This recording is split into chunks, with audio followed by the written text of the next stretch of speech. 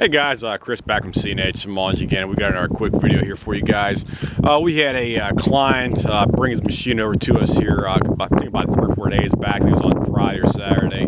And the machine, he was claiming the machine wouldn't start. It was sitting for about, since like the last September when it failed to start for the customer.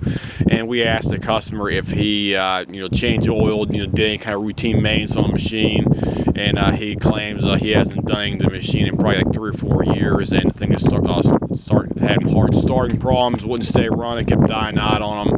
And what we have here is a Murray lawnmower here specifically for that. The engine on the machine is a Briggs Stratton 550 Series E1. It's their basic cheap and dirty bottom of the line over at Valve 1 right here. Is a Briggs Stratton 550 E Series, 140 cc, 5.5 foot-to-pound gross torque. And the customer, he bought this thing back in 2014 because on the side of the cylinder block down here, you'll have the date code and also the specific model number specifically for this one engine right here as well too. So the older ones right here, this one is a 2014 production year. You'll have the date code and the model number and serial number and spec number over here on the right hand side of the machine if you're looking at it from the back handle portion. So it'll be on the left hand side if you're looking at it from the front of the engine over here. However, it'll be on the right side if you're looking at it from the rear portion where the handles are. Sorry about the wind we have up here, guys, so I apologize for the wind noise. If you're hearing any kind of noise in the background, it's out of my control, so I just want to let you know about that specifically for that.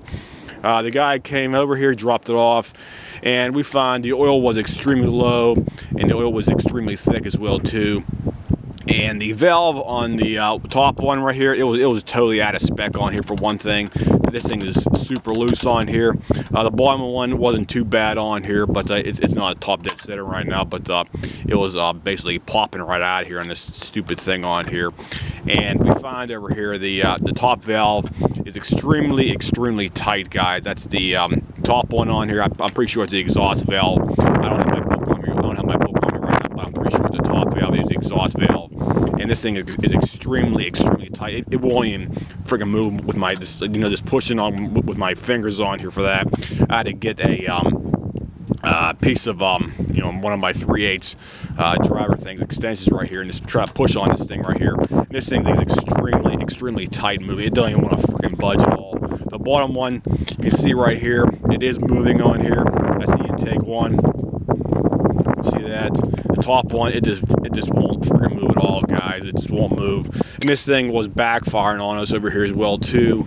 And what happened was the guy's oil, he never changed it over here in probably 3 or 4 years, if he can even recall that, because he told me he hasn't done any maintenance on at least 3 or 4 years. So that's a big no-no right there on these newer machines right here, because it's an overhead valve engine out there, and these things do have oil going to the top of the valves, and you do have to maintain them a lot more than your other ones on there, like your side valves, like your old Briggs and Stratton engines out there for that. So this guy's machine, it would probably need a new cylinder head on here because the valve is sticking the way it is, sticking on it right there for that.